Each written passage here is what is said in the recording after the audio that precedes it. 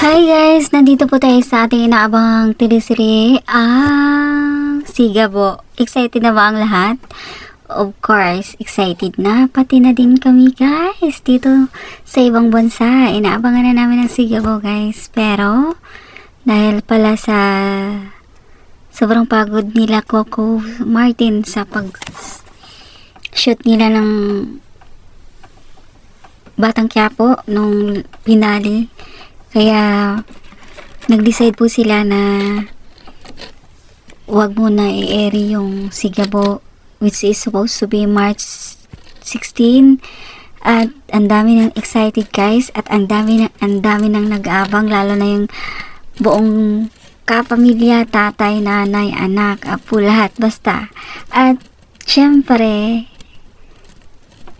kaya nag-decide sila na wag muna i-air kasi gusto nila mag-rest.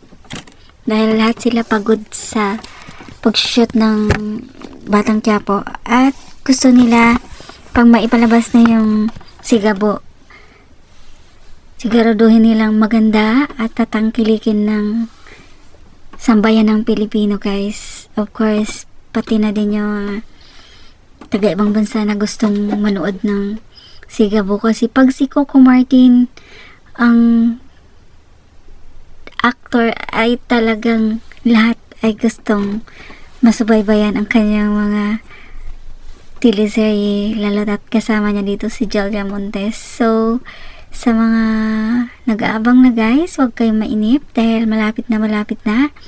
At I'm sure pag may-air na yung Sigabo, gabi-gabi talagang wala lang lipatan ng channel to guys.